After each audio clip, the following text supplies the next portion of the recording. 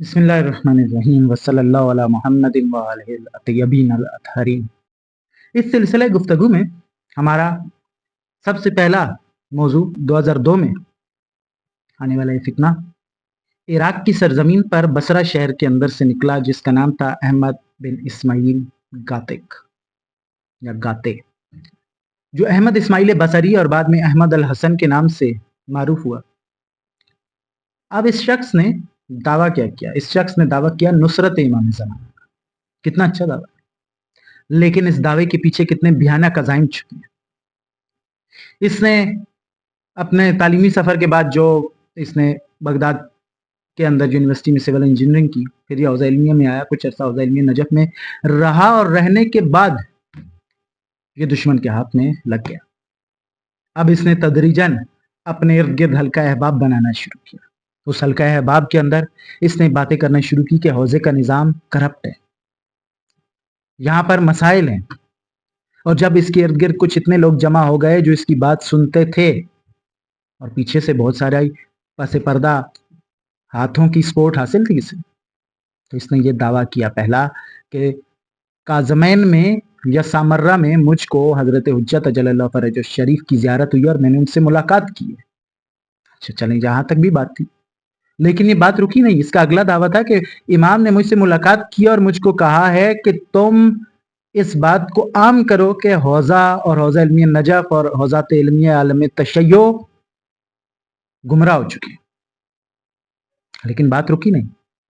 अब इसका अगला दावा यह था कि इमाम ने मुझे कहा कि मैं इमाम ज़माना का बेटा हूँ, 4 पुश्तों के बाद इमाम ज़माना का बेटा हूँ मैं। कौन कह रहा है? वो जिसकी सियादत भी साबित नहीं है, जिसका सैयद होना भी साबित नहीं है।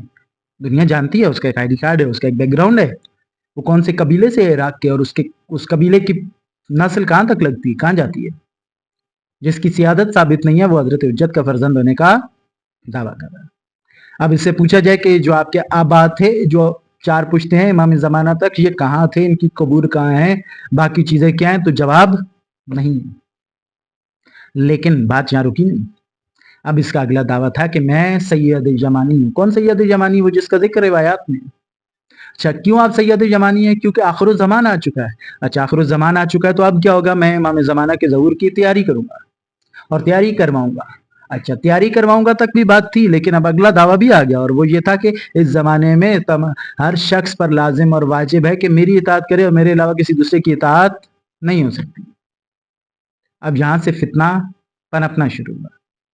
सैयद जमानी होने का दावा, फर्जंद इमाम ज़मान होने का दावा, रिवायात की खुद साख्ता तावील, आहिस्ता आहिस्ता इसने अपने इर्द गिर्द उन फासिद अरवाह को जमा करना शुरू कर दिया। ये जमा करते चले गए। अब इन्होंने रिवायात, आयात, अदिया, ज़ियारात, इनके अंदर तलाश करना शुरू किया वो तमाम ऐसे अल्फाज जो किसी भी तरह इनके इस फासिद नजरिए को तकवीयत पहुंचा सकते हैं। अब ये पहुंचे शेख नोमानी की किताबुल गैबा में, और इनको एक रिवायत मिल गई जिसको या सबसे ज्यादा जब इनसे कोई शख्स बात करता है तो सबसे पहले ये उसको लेकर आते हैं, और वो है जिसे ये हदीस वसीयत कहते हैं। उस हदीस वसीयत में ये कहते हैं कि रसूलुल्लाह ने इस शख्स के बारे में बताया है। अच्छा, इसके बारे में बताया? क्या बताया?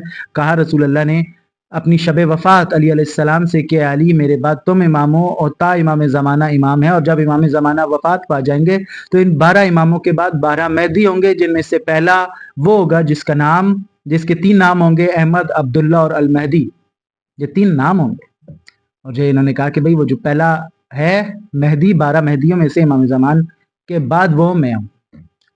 अच्छा भाई, ये बात तो अगर हम इस हदीस को बिलफर्ज कबूल भी कर लें तो ये तो इमाम ज़माना की वफ़ात या शहादत के बाद की बात कर रही है। कहा नहीं, वो इमाम की शहादत के बाद हुकूमत इमाम ज़माना की अहमद अल हसन को मिल जाएगी। अच्छा, यानी ये शख्स इतना जिंदा रहेगा?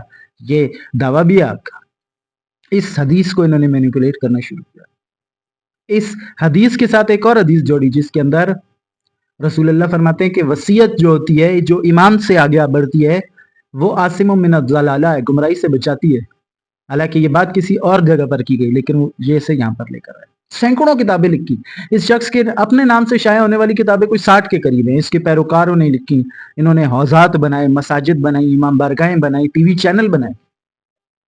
तदरीजन दावे बढ़ते चले गए। पहला दावा था मुसलह का, दूसरा दावा था फर्जंद इमाम का, तीसरा दावा था सैयद जमानी का, चौथा दावा इन्होंने किया कि भाई कायम और المہدی دو الگ ہیں، المہدی امام زمان ہے اور قائم آل محمد یہ شخص ہے احمد الحسن نعوذ باللہ۔ اب اس سے آگے بات رکی تو نہیں، بات آگے بڑھتی چلی گئی اور انہوں نے کہا کہ بھائی یہ صاحب عصمت بھی ہے، اس کی اطاعت واجب بھی ہے۔